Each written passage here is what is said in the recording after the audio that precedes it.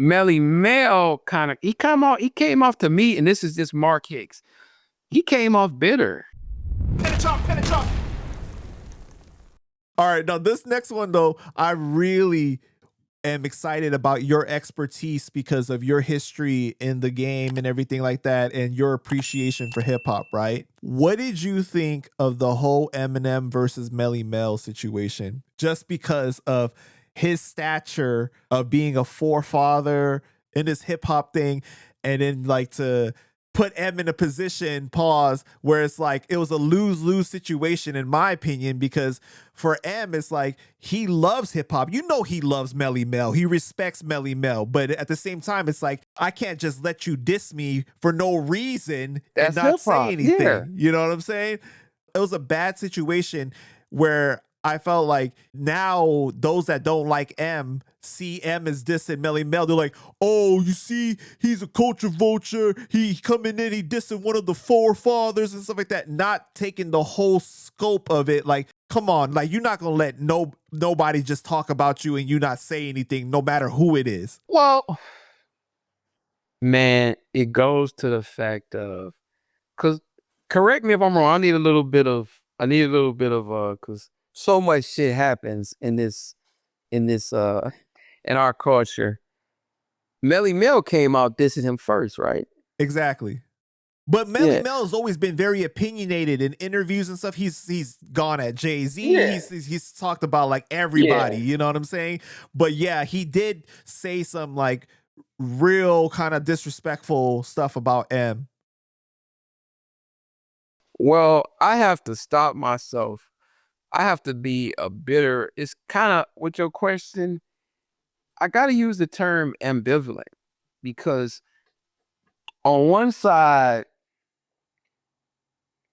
this right now this is happening in our Michigan music scene because people of my age bracket, they hate the Rios, the Babyface Rays, the GTs, and just the new roster of music. And I'm amazed by it. I love it. I embrace it. And I come off to, off camera, not off, well, just talking to my friends. I'll be like, dude, you guys are coming off bitter. Some of the guys, like from my age range and even guys under my graduating class, they come off like, they look at Peasy and some of the new rappers. I can't understand that. I can't understand that. And I have to like kind of bring up, I have to come a receipt. There was times where Prince, and I love Prince. Prince is probably my mom. My mom's not around no more, but Prince is one of my mom's favorite artists. He's one of my favorite artists. But it was a time, man, the Prince Roger Nelson, he chastised hip hop. You guys don't know how to play music. You guys don't know how to play band. He was coming out Earth, Wind, and Fire, and guys that I could name that your young subscriber wouldn't even know.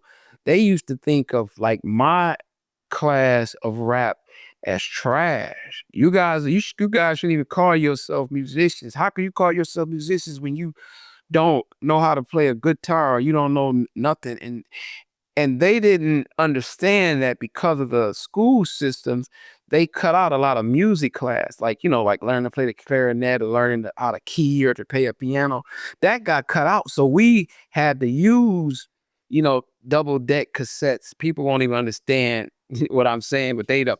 In order to make a beat, we had to like take a double cassette player and sample. That was the original sampler before the other samplers came into play.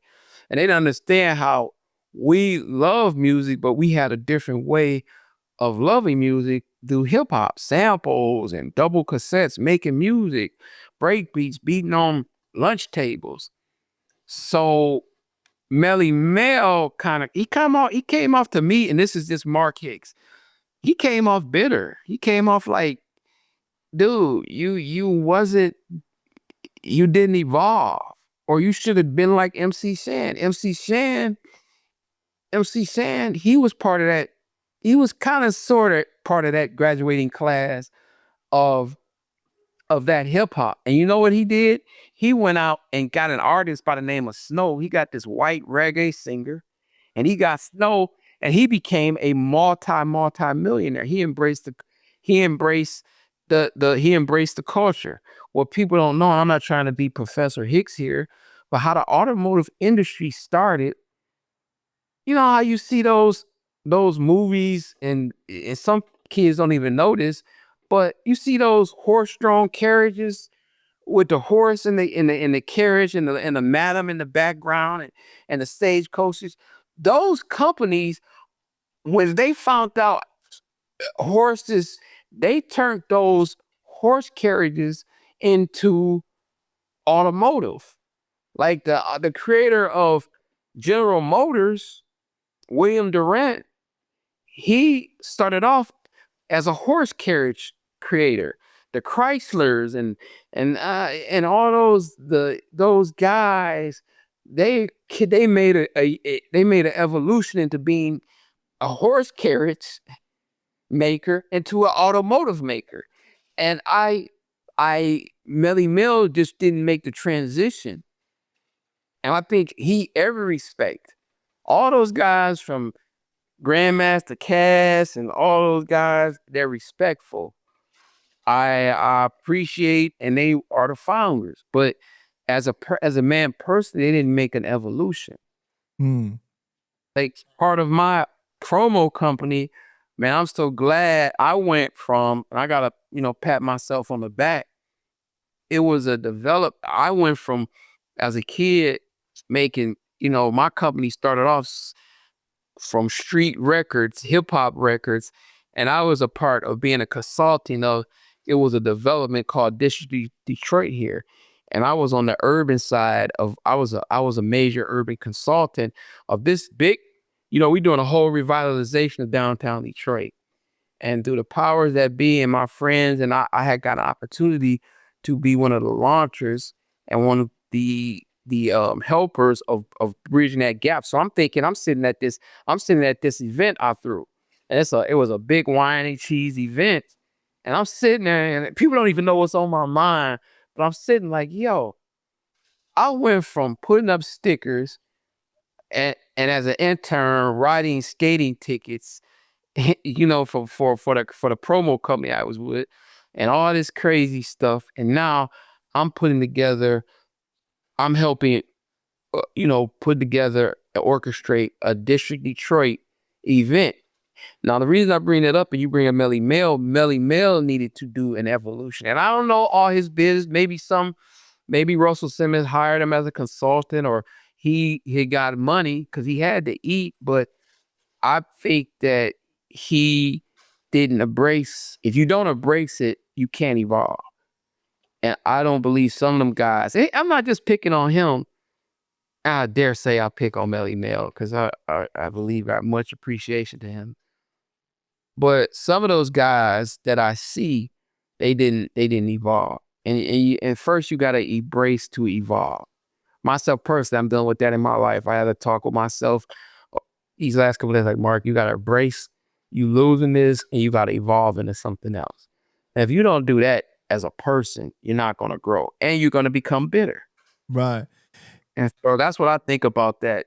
Because, I mean, the questions you're asking, they're great questions, but really it gets down to not about the opinion, but it's like different cycles of life they're having problems with. Yeah, because he was criticizing the fact that M was rated so high on all these top 50 rapper lists, and he was saying that the reason why was because M is white. That's why he's rated so high. And then he released a song going at M, like questioning his legacy, his status, and everything. And that's when M responded on Easy Mill's song, The Realist, right? Which I was like, come on, couldn't you let the young boy shine on his own song? Like, you had to take over the whole conversation because then people weren't really talking about the song because of Easy now. They were talking about the song because of the diss, you know what I mean? It was like, come on, M. You know? Right. But it was weird because then Melle Mel eventually had put up an apology on Instagram, but then he took it down like right after. So it was just like, why did you do that? I think some people talk to him. I mean, dude, it's almost like that Where you see your boy fuck it up and he's wrong and you try to have a conversation with him and you like, oh man, it's it's not working. You know, your thought process is not working. And it really just comes off as bitter. It mm,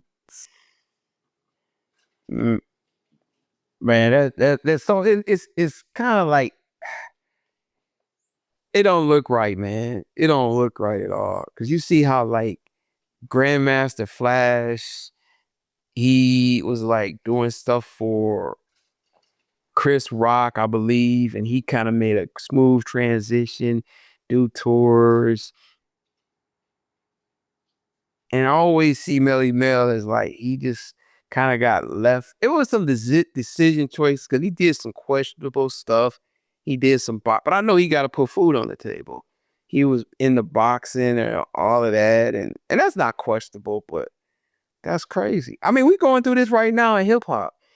Artists are not selling records and making money like they. And you got these streamers like Casanat is fucking making a killing, and I Show Speed.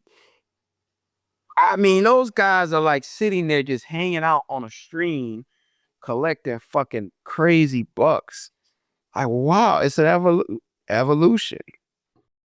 Yeah, man. It's crazy.